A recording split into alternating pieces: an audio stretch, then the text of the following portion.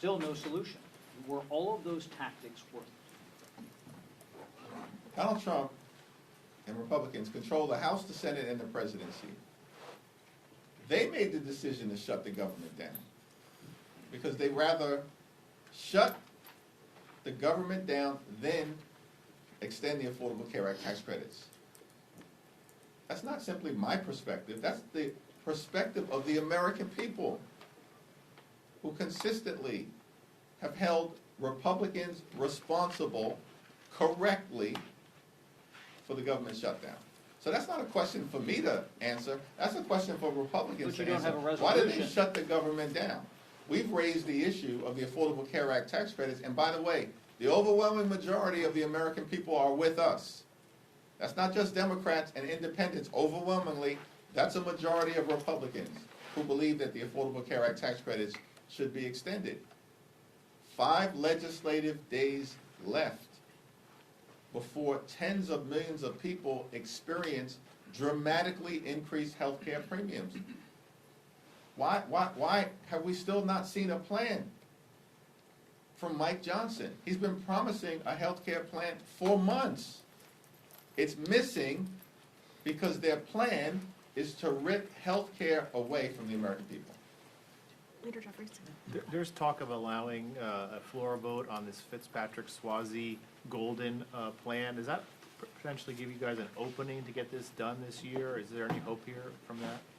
We're all hands on deck to extend the Affordable Care Act tax credits, but Mike Johnson hasn't reached out to us as Democrats to have a conversation about finding a path forward, which suggests to me that Mike Johnson is not serious about protecting the health care of the American people.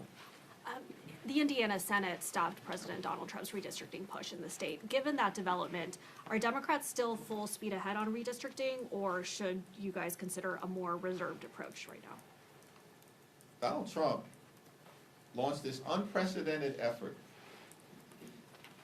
to gerrymander congressional maps all across the country as part of his scheme to rig the midterm elections.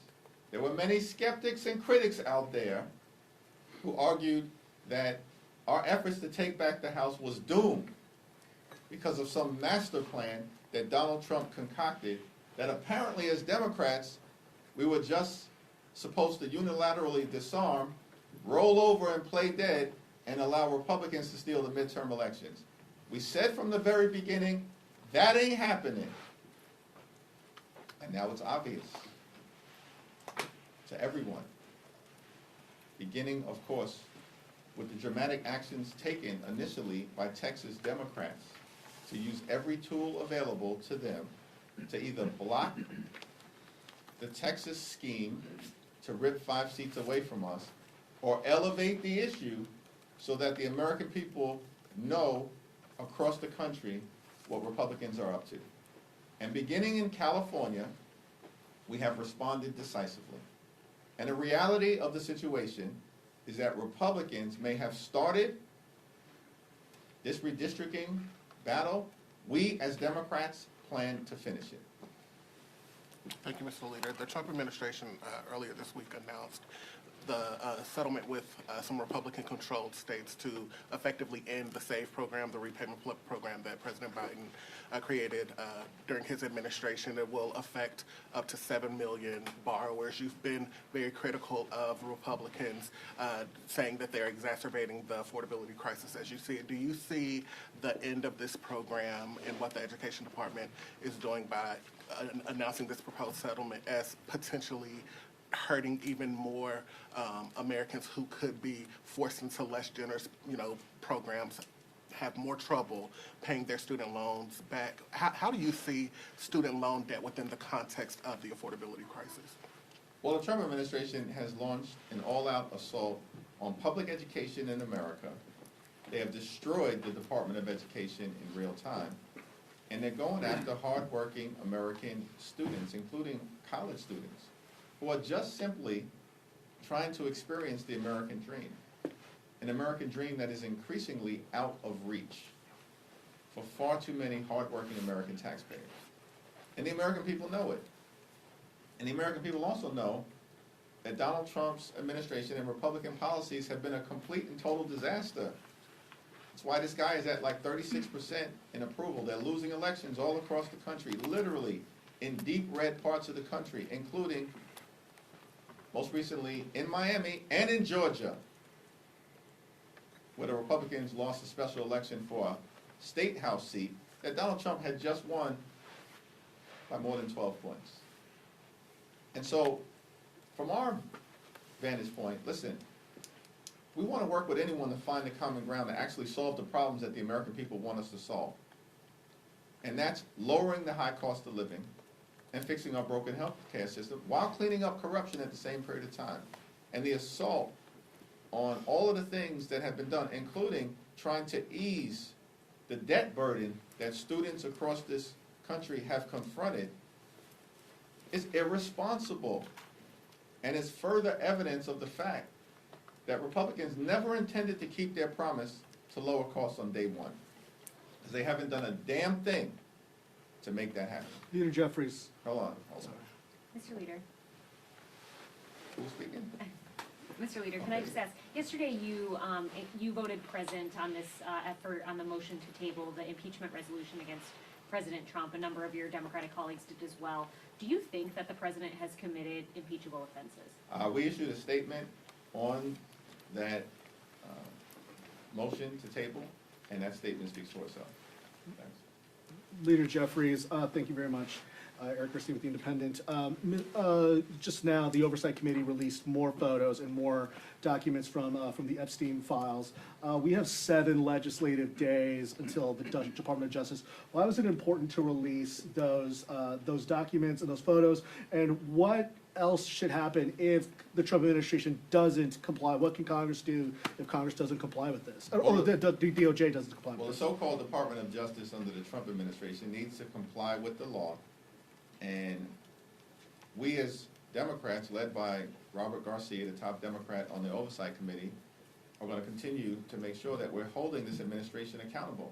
These people who are part of the Trump administration, including Donald Trump and J.D. Vance himself, all said for years that they wanted to release the Epstein files. Then they come into office and do the exact opposite. Obstruct and obfuscate, hide stuff from the American people. All we want is full transparency, so that the American people can get the truth, the whole truth, and nothing but the truth. That's what the Epstein survivors deserve and have demanded. And we're going to make sure that the Department of Justice complies. Thanks, Leader Jeffries. You say that at least 4 Republicans are needed to cross the aisle to get health care done. Well, there are nearly a dozen Republicans who have signed on to the discharge petition for both the Fitzpatrick bill and for the Gottheimer bill. Why not endorse one of them or both of them and encourage your members to sign on as well to get the ball rolling in that respect? We're actively reviewing those 2 discharge petitions, and we'll have more to say about it early next week. But what is clear, time is running out. Where were these Republican ideas over the last several months? You know what? They were so busy shutting the government down. Donald Trump's busy playing golf. They could find $40 billion to bail out their right-wing dictator friend in Argentina. They're pardoning people like George Santos and Rudolph Giuliani. And they're running around trying to promote their one big ugly bill, which enacted the largest cut to Medicaid in American history. That's what got the ball rolling on the Republican health care crisis. And as a result, hospitals, nursing homes, and community-based health centers are closing all across the country, including in rural America. They ripped food assistance out of the mouths of hungry children, veterans, and seniors, and they did all of that with great urgency so they could reward their billionaire donors with massive tax breaks. And they made those tax breaks permanent. And now at the 11th hour, they're scrambling. It still remains the case that the most direct path forward is a straightforward extension of the Affordable Care Act tax credits. And there's one discharge petition that does that. And it has 214 signatures. And all we need are 4 Republicans to join us. Just to follow up on that, though, I understand that your ideal path is a clean extension, but Republicans have made clear that they will not go for a clean extension. So would you be willing to settle for something that's not a clean extension in the name of saving these subsidies? We're going to evaluate every single good faith proposal, but it has to meaningfully provide certainty to the American people who are at risk of having their health care ripped away from them. These Republicans made those massive tax breaks for their billionaire donors permanent. And we've said from the very beginning, we just want to make sure that everyday Americans, middle-class Americans, working-class Americans, have a similar level of certainty. That's not too much to ask for in the wealthiest country in the history of the world. Thank you, Leader Jeffries. Yesterday, President Trump signed the executive order on artificial intelligence seeking to block the states from regulating the AI. Specifically, and I want to ask you about specifics in this EO, it directs DOJ to create a litigation task force and challenge any state that they view doesn't comply with whatever the national standard is. It also gives powers to Secretary of Commerce to impose restrictions on state funding and also aims to regulate truthful output. So my questions to you, I have several. First, what is your position on the EO? Should Americans be concerned that the AI policy is being set through executive order instead and litigation instead of open debate in the Congress? If this approach becomes a standard, what is going to stop any future president from using DOJ to go against and challenge any state law they want? And finally, is this EO about innovation or is it about expanding presidential powers? Well, Donald Trump has tried to conduct himself like a wannabe king from the very beginning. The American people are clearly rejecting that approach. And on artificial intelligence, this is a complicated thing, a transformative innovation that has the possibility of bringing great societal benefits, particularly in the areas of medicine and education, as it relates to reaching young people who live in historically under-resourced parts of the country. But at the same period of time, it's our view that this transformative technology in the hands of bad actors presents risks of creating societal harm. And this is why a thoughtful approach is needed. Not a my way or the highway executive order. In our view, related to Donald Trump's most recent action connected to artificial intelligence, is that he doesn't have the authority to do it. And ultimately, it's going to get struck down in court. Thank you, Mr. Leader. Some members of your party are calling for the abolition of ICE following the administration's very aggressive crackdown on illegal immigration. Is that a viewpoint that you believe has a place in your party right now as Democrats strive to take back power after the midterms? Who exactly has made that? Congresswoman Alexandra Ocasio-Cortez has, Congresswoman Delia Ramirez has, also Patty Garcia, who is running to replace Chuy Garcia, Graham Plattner as well. They have said that this should not exist and it should cease. Yeah, I haven't had a conversation with any of those individuals about their perspective. What we do know is that the American people believe that Donald Trump's deportation efforts have been completely and totally out of control, unacceptable, and un-American. That's the reality of what Donald Trump has unleashed on law-abiding immigrant communities all across America. And the American people are rejecting it, which is why Donald Trump is also underwater in terms of public approval on immigration.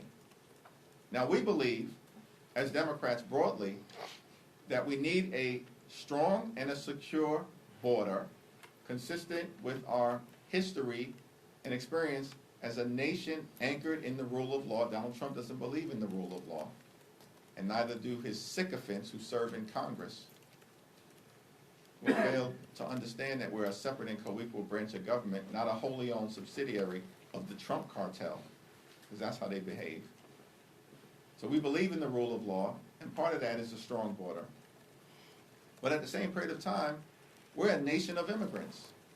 And so we're going to continue to defend dreamers, defend farm workers, defend farm country, defend law-abiding immigrant families and communities across the country who are part of the ingredient of American exceptionalism. That's our position. And we do have a broken immigration system. Everybody thoughtful who's taking a look at it understands that. But the way to solve it is not a my way or the highway approach, and it certainly is not the Trump deportation machine. He promised that he was going to target violent felons. No one would have any issues with that. He's not deporting violent felons. He's deporting law-abiding immigrants, veterans who served this country, children who are actually American citizens, grandmothers and grandfathers, gardeners, and communities across the country are rejecting it. Mr. Leader, as sort of a follow-up to that question, today Congressman Abe Hamadeh is inviting families who've had family members killed by undocumented immigrants to the Capitol. Who is that? Abe Hamadeh of Arizona. Okay. And I want to ask about 2026 and how you're encouraging border state Democrats to respond to messaging such as this, because it was a big issue in 2024, and it appears that some Republicans are ready to message on it in 26. We'll let border state Democrats speak for themselves. And As a party leader, as a leader. I've got great confidence in them. I think I just articulated our view on immigration generally, and that, I believe, is a position that's broadly held by Democrats all across the country. Listen, Republicans are desperate to try to find a path out of the electoral disaster that they're experiencing right now. This year has been a complete and total failure for the American people. And Republicans are on the run. The reason why this whole gerrymandering scheme was launched is because Republicans know that if a free and fair election were held, they're done in the House of Representatives. It was always a myth and a fantasy that some big mandate was attached to what happened in November of 2024 that we never bought into. Why? Because we were only 3 seats short. This is the closest majority that any party has had since the Great Depression, and it's all now falling apart. And everybody sees it. And they can't project this fake strength to the American people anymore because they failed the American people on the economy, on health care, and the extremism that has been unleashed on the American people is completely and totally unacceptable. So our view generally, as Democrats, we're going to solve problems for everyday Americans because we believe in this great country of ours. You work hard, you play by the rules, you should be able to live the good life. An affordable life, a comfortable life. Good paying job, good housing, good health care, good education for your children, and a good retirement. Which means to my Republican colleagues, keep your extreme hands off of Social Security and Medicare at all times. And far too many people in this country, wealthiest country in the history of the world, are struggling to live paycheck to paycheck because there is an affordability crisis. It's not a scam, it's not a hoax, it's a crisis. And Democrats are committed to doing something about it. Republicans continue to bury their heads in the sand. Thank you. Thank you.